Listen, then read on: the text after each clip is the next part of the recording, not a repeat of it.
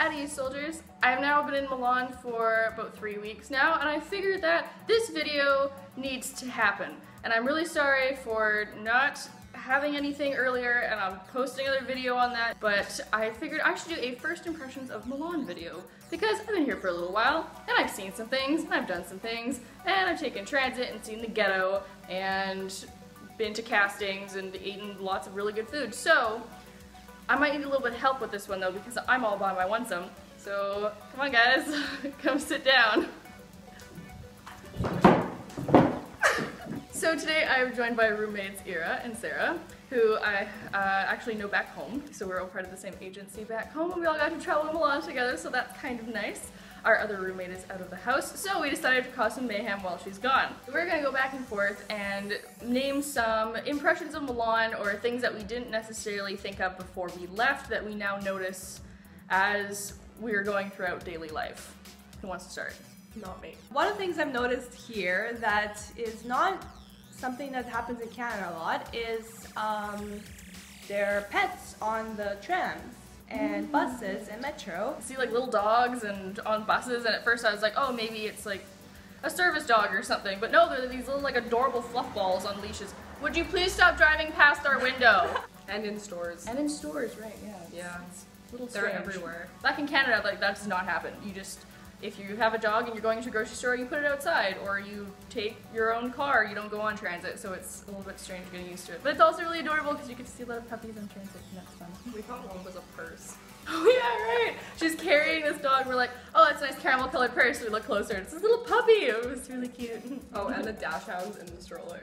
Number two, I want to mention something that I feel is like one of those stereotype things about Italy or whatever, that, oh, there's like, oh, gelato. Like that's one of the things that you always think of. No, that's so true. There is cafes, coffee, gelato everywhere. And I was just, at first I was like, oh, maybe we're just in the touristy section. Nope.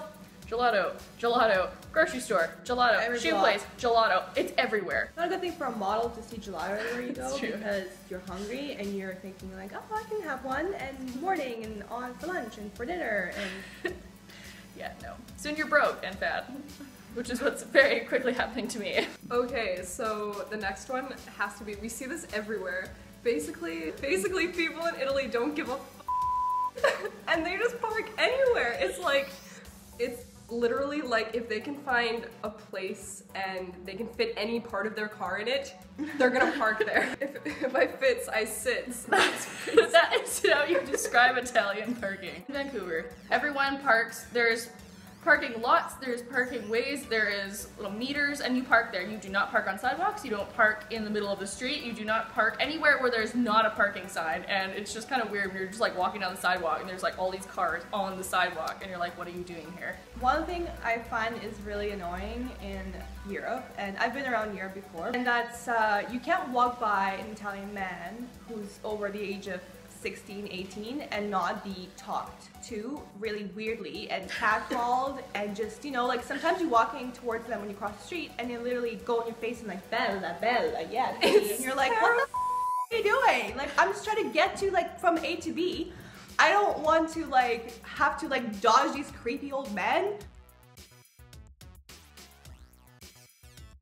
You know, in Vancouver, I would say men are more polite. Like they might like look at you and like sometimes you're like, yeah, okay, like my hair looks good today, whatever, right?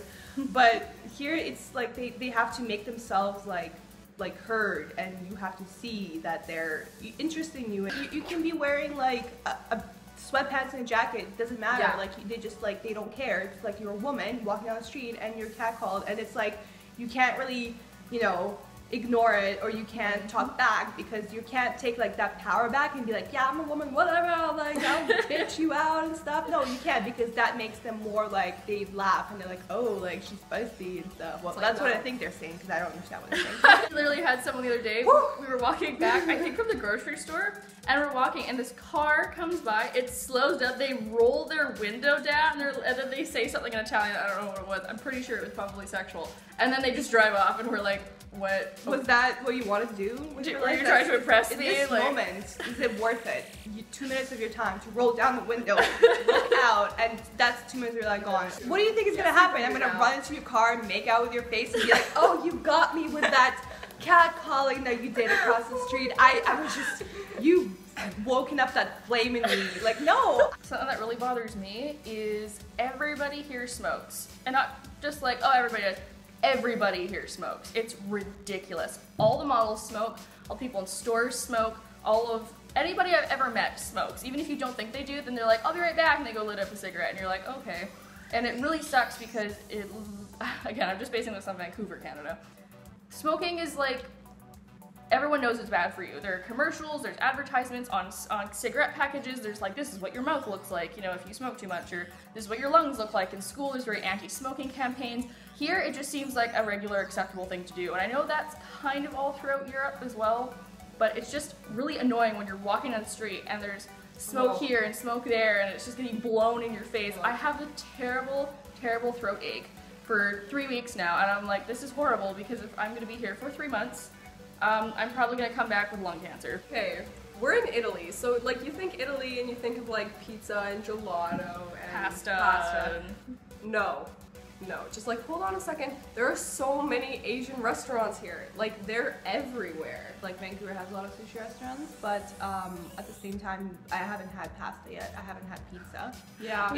We had sushi twice. Literally, I'm gonna go home and they're gonna be like, oh my god, how was the food in Italy? And I'm like, well, I don't know. Sushi I tried great. sushi for the first time. Yeah, we initiated Sarah into having sushi, and it was a magical night, wasn't that? Yeah, I think it was pretty good. They helped me order non-scary food. Another important thing that I think about all the time is transit. Now, we take transit all the time. We take metro, we take the tram, we take the buses. I take the bus a lot in Canada as well. So when you go on the bus, you have like your toonie, or you have your coins, and you put it in the little meter thing, and it prints you out a ticket, and then you can get on the bus or get on the SkyTrain or whatever. But here, there isn't anything like that. You have to have a ticket before you get onto a bus or a tram or the metro. Which was complicated when I didn't have a metro card.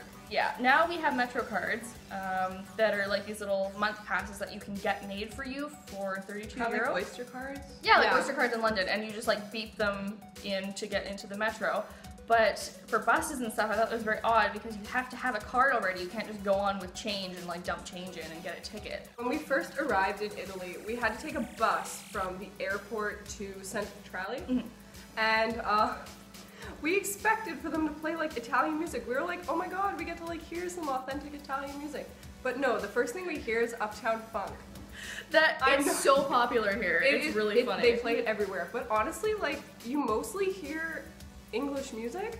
I've heard some French music, like I've heard Stromae a couple times and Cour de Parat, but I have mostly English. Yeah. They're very Americanized here. Yeah. Okay, so fashion in Milan. Women dress well, but not as well as we thought they would. I'm from Russia, I'm from Belarus, so I noticed that in Europe and in Russia and everywhere, women try to dress their best and, you know, try to wear heels and try to wear nice clothing. Same here, but when I was doing like my research, I looked it up and it said like, oh, women here like try to wear heels and beautiful things every day. You can't wear sweatpants, you can't wear like TNA pants or like usual Vancouver crap. But they don't really care. Like it's not that you don't have too much pressure and it's okay. People still wear like worn out Converse and like Adidas and jeans and it's not like that big a deal. Yeah, but if you go into like the fashion or like the corporate district like they have in the middle of the city, you can actually notice that people try to wear their best. One helpful thing, especially for tourists, is that most people here speak a little bit of English. It helps if you're going to stores or you're lost or you need to ask directions or something, or even if you're just ordering food. Most people do know a little bit to having very good English. Yeah, it's like if you're in the center, you're more likely to find someone that speaks English, but I got lost a couple days ago. That was like a week ago. It was like a week ago. And I ended up somewhere way off in the middle of nowhere and no one spoke English. I was in the ghetto of Milan. Yeah, basically. You weren't even in Milan. You were. Like, I wasn't even in Milan. I was like the next city over or something. If my mom watches this, she's gonna be like, "You did what?" Sarah's mom. It's okay. She got back safe. But it was terrifying because I was trying to find this goddamn street, and no one spoke English. People keep thinking that Rachel is Italian. I think this is like the funniest part. I either get one of two responses if I go into any place. Either A, they will be like, oh, well, she's really white and she's a redhead, so, hi, can I help you? Or I will go into a place and they'll just start speaking rapid Italian at me, and I'm like, I think they just do that though.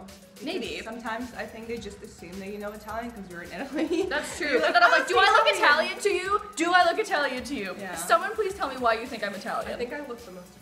You look the most Italian, and you're white. Which we try to, you know, we try to say It's like hard. please, thank you, like excuse me in Italian. So we're like slowly trying to learn, but yeah, they don't care. They're You just like learn. "Blah," and you're like ah, You're like, no, See, You basically just make a horrified face until they either A, they're like that's English, so true. or they just on the screen.